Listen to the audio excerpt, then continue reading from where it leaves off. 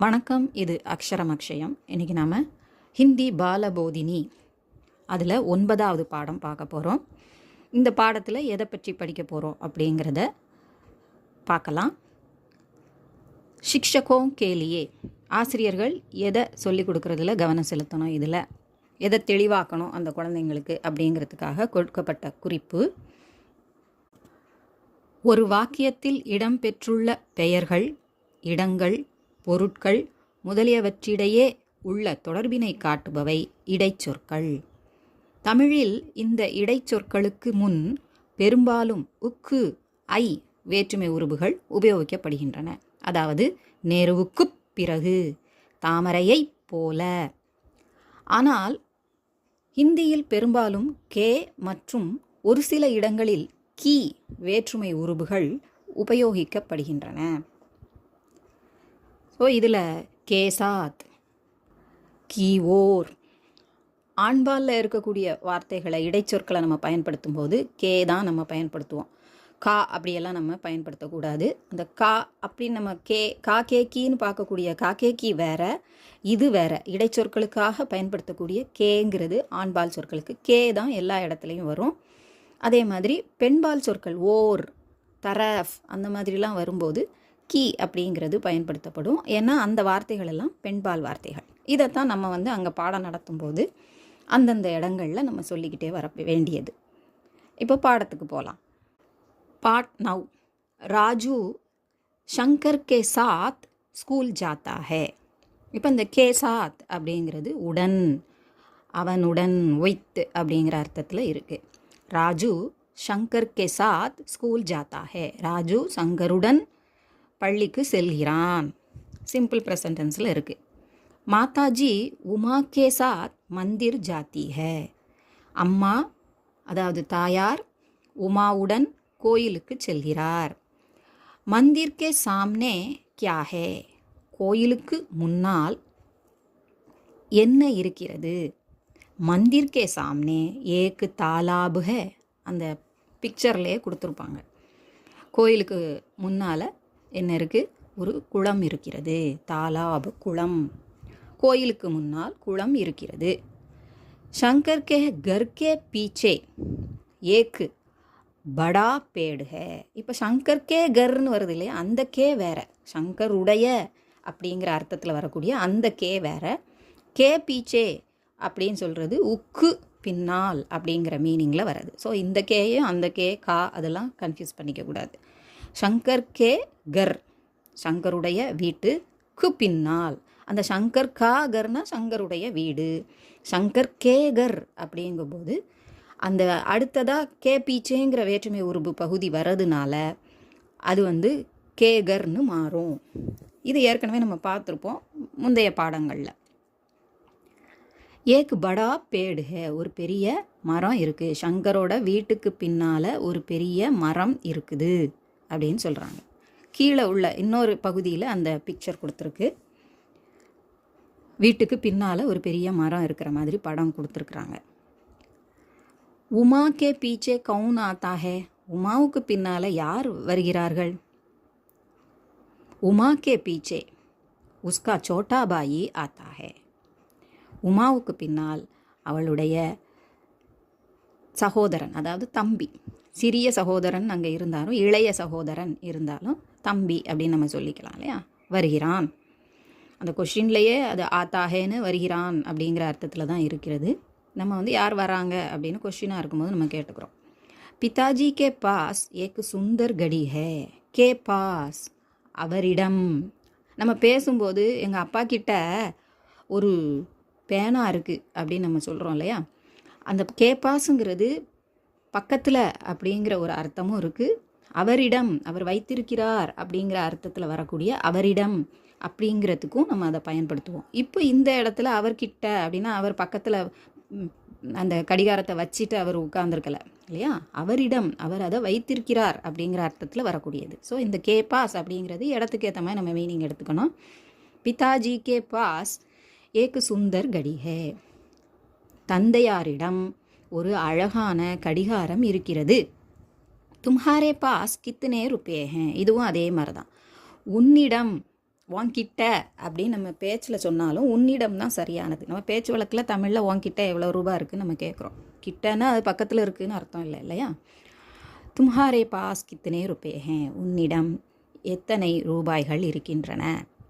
நௌகர் பச்சே கேலியே தூது லாத்தா ஹே, வேலைக்காரன் குழந்தைக்காக பால் கொண்டு வருகிறான். அப்போது கேலியே காக, இந்த கேலியே நம்ம அடிக்கடி பயன்படுத்தியிருப்போம். மே ஆப்கே லியே கரம் தூத் லாவுங்கி, நான் உங்களுக்காக சூடான பால் கொண்டு வருவேன். ஏன்னா இது ஃப்யூச்சரில் கொடுத்துருக்கு, இனிமே செய்ய போகிறேன்னு சொல்கிறதுனால. ராம் கே பாரேமே தும் கியா ஜான்தே ஹோ, கே பாரேமே அவரை பற்றி, ராமை பற்றி நீ என்ன அறிவாய், உனக்கு என்ன தெரியும் அப்படின்னு நம்ம தமிழில் சொல்லுவோம். இதை அப்படியே நம்ம சொன்னோம்னா அந்த வாக்கிய அமைப்புப்படி நம்ம மீனிங் எடுத்தோம்னா நீ என்ன அறிவாய். உஸ்கே பாரேமே மே குச் நஹி ஜான்தா, அவனை பற்றி நான் ஒன்றும் அறியவில்லை, அதாவது எனக்கு எதுவும் தெரியாது. குச் நஹி ஜான்தா, எதுவும் தெரியாது. கே பாரேமே அப்படிங்கிறது பற்றி, அவரை பற்றி. ஸோ இதில் மேங்கிறது சேர்ந்தே வருது. கே பாரே அப்படின்னு மட்டும் இல்லை, மேயும் சேர்ந்து தான். பாரேமே எப்போவும் மேயோடு தான் வரும். சில இது அப்படி தான் இருக்கும், நம்ம அந்த பொருளுக்கு ஏற்ற மாதிரி அந்த அமைப்பும் இருக்கும். பிதாஜி டாக் கர் கி ஓர் ஜாத்தே ஹே, தந்தையார் போஸ்ட் ஆஃபீஸ் தபால் நிலையத்தை நோக்கி செல்கிறார். கீ ஓர், ஏற்கனவே இதை நான் சொன்னேன் இல்லையா, பெண்பால். கீங்கிறது பயன்படுத்துறது எப்போ வரும், அந்த ஓர் அப்படிங்கிற வார்த்தை பெண்பால்.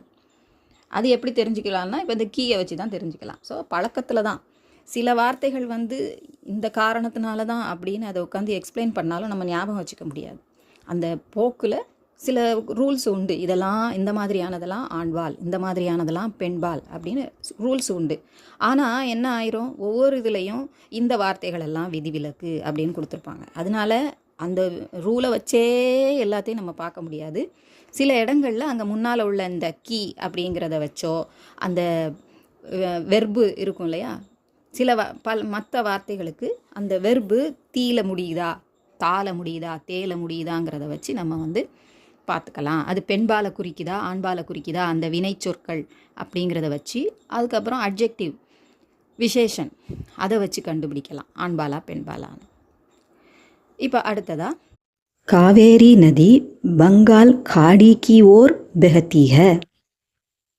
காவேரி நதி எதை நோக்கி, கீவோர் அப்படின்னா நோக்கி பாய்கிறது அப்படின்னு சொல்கிறாங்க.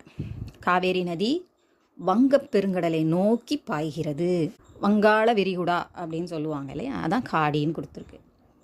ஷேகர் கே அலாவா, இங்கே நாம் பார்க்க வேண்டியது கே அலாவா தவிர. ஷேகர் கே அலாவா மைதான் மே அவுர் கவுன் கேல்தா ஹே. இந்த இடத்துல அவுர் ஆண்டுங்கிற மீனிங் இல்லை, மேலும் அப்படிங்கிற மீனிங்கை கொடுக்குது. ஷங்கர் கே அலாவா, சங்கரை தவிர. மைதான் மே, மைதானத்தில், விளையாட்டு மைதானத்தில், கிரவுண்டில். அவுர் கவுன், வேறு யார், கேல்தா ஹே விளையாடுகிறான், சிங்குலரில் இருக்குது. உஸ்கே அலாவா ராஜு பி வஹா கேல்தா ஹே. உஸ்கே அலாவா அவனை தவிர. வஹு ப்ளஸ் கே உஸ்கேன்னு மாறும், வஹு கேன்னு நம்ம சொல்ல முடியாது. அதனால தான் அது அப்படி மாறி இருக்கு. உஸ்கே அலாவா ராஜு பி வஹா கேல்தா ஹே, அவனை தவிர ராஜுவும், பீனா ஆல்சோ வஹா கேல்தா ஹே அங்கே விளையாடுகிறான். கல் தும் கிஸ்கே சாத் சேலம் ஜாவோகே, நாளை நீ யாருடன், கவுன் ப்ளஸ் கே கிஸ்கே, கிஸ்கே சாத் சேலம் ஜாவோகே, நீ யாருடன் சேலத்திற்கு செல்வாய். மே மாதாஜி கே சாத் சேலம் ஜாவுங்கா, நான் தாயாருடன் சேலம் செல்வேன். அதாவது அந்த சேலத்திற்கு அப்படிங்கிறது அங்கே சேலம் அப்படிங்கிற இடம் இதெல்லாம் அகிரிணையாக இருக்கிறதுனால அவங்க இந்த சேலத்திற்கு சேலம்கோ அப்படிங்கிறது பயன்படுத்த மாட்டாங்க. அதனால தான் இங்கெல்லாம் அது வரலை. என்ன, நம்மளுமே வீடு சென்றடைந்தான் அப்படின்னு சொல்லுவோம், வீட்டிற்கு சென்றடைந்தான் சொல்லணும்னு அவசியம் இல்லை. நம்ம பேச்சு வழக்கில் உக்குவை சேர்த்து நம்ம சொல்கிறோம். மே மாமாஜி கே சாத் சேலம் ஜாவுங்கா, நான் மாமா அவர்களுடன் சேலத்திற்கு செல்வேன். லதா தும் கின்கே சாத் மந்திர் ஜாவோகி. இப்போ கொஞ்சம் முன்னால் கிஸ்கே சாத்துன்னு பார்த்தோம். இங்கே என்ன கின்கே சாத்?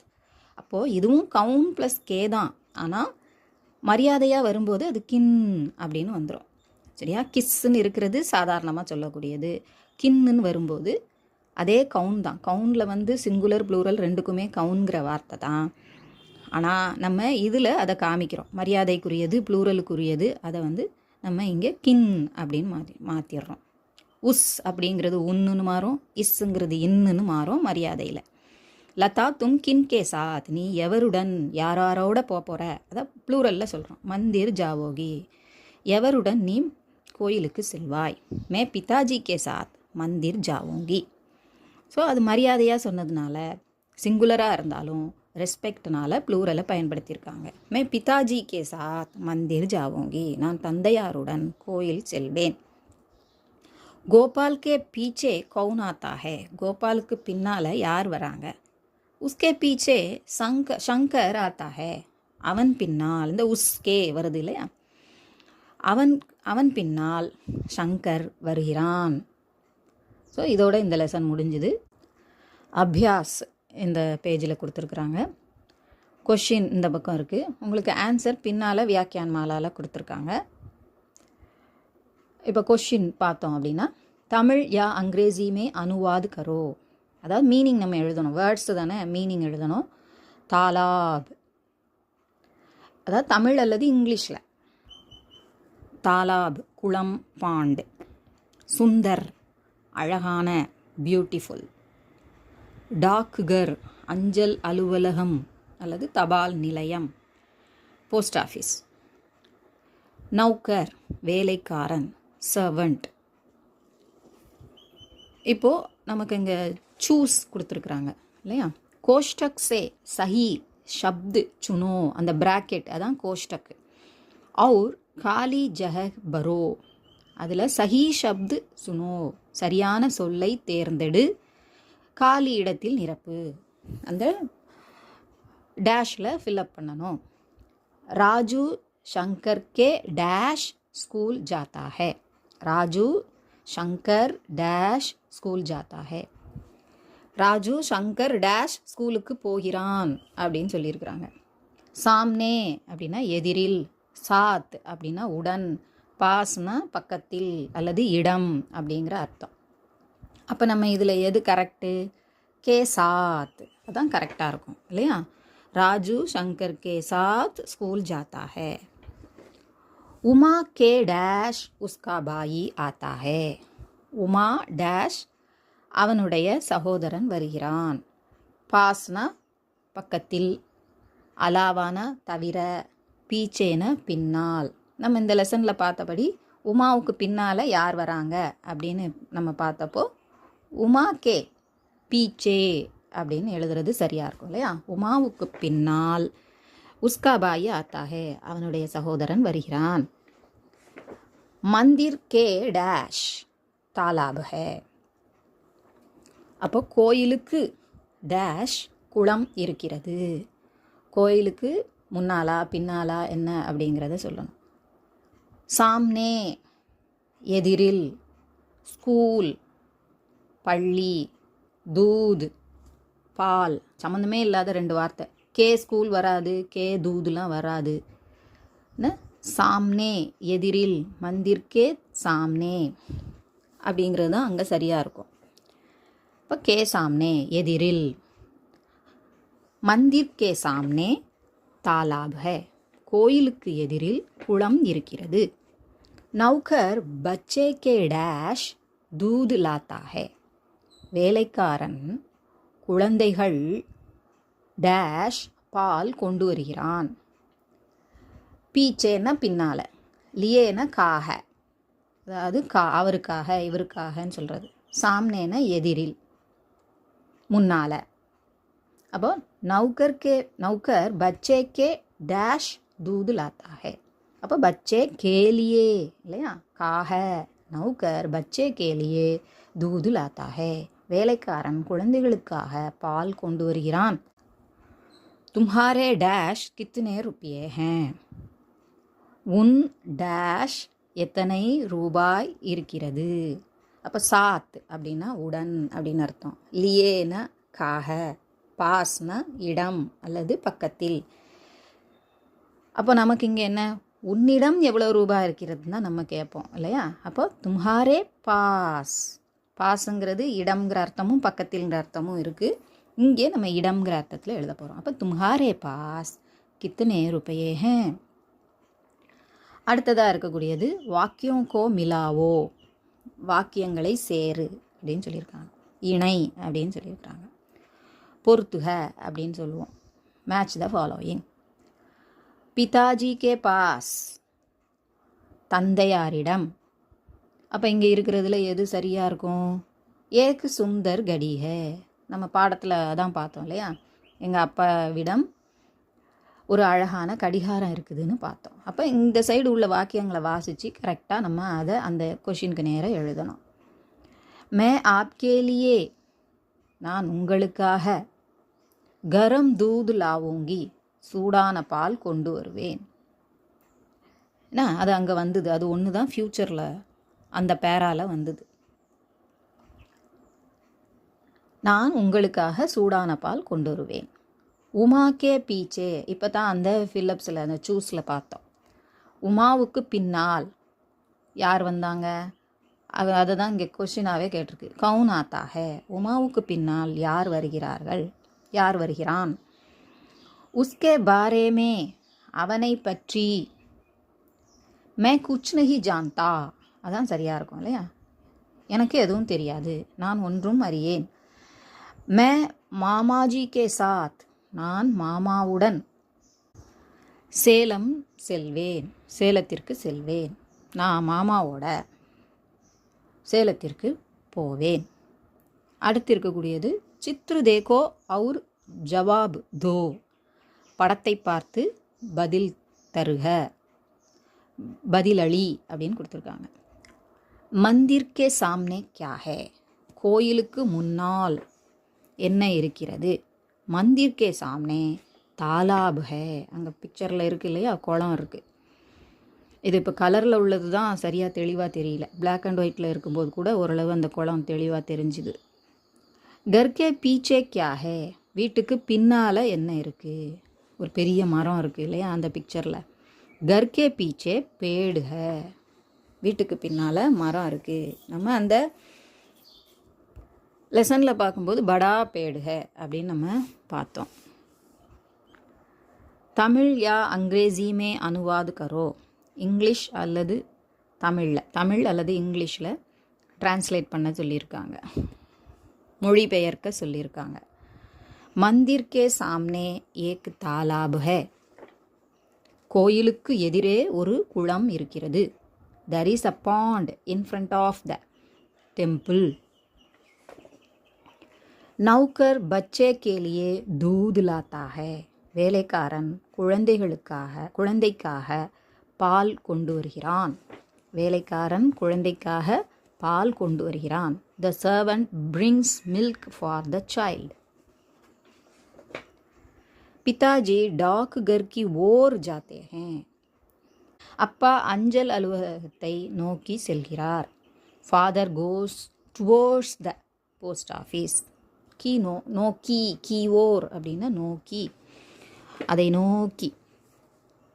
தும்ஹாரே பாஸ் கித்னே ருப்பயே ஹே, உன்னிடம் எத்தனை ரூபாய் உள்ளது. How much money do you have. Gopal கே பீச்சே கௌன் ஆத்தா ஹே, கோபாலுக்கு பின்னால் எவன் வருகிறான். Who comes behind Gopal. விலோம் ஷப்து லிகோ, எதிர்ப்பதம் எழுது. சாம்னே அப்படின்னா எதிரில் அப்படின்னு அர்த்தம். பீச்சே அப்படின்னா பின்னால். சுந்தர் அழகான, அசுந்தர் அழகற்ற. இதோட இந்த பாடமும் அதனுடைய அபியாஸ் அதுவும் முடியுது. அடுத்த பாடத்தோட அடுத்த வீடியோவில் பார்க்கலாம். இது உங்களுக்கு பயனுள்ளதாக இருந்திருக்கும்னு நினைக்கிறேன். பிடிச்சிருந்தா லைக் பண்ணுங்கள், ஷேர் பண்ணுங்கள், சப்ஸ்கிரைப் பண்ணுங்கள். சப்ஸ்கிரைப் பண்ண எல்லாருக்கும் நன்றி. நன்றி, வணக்கம், தன்யவாத்.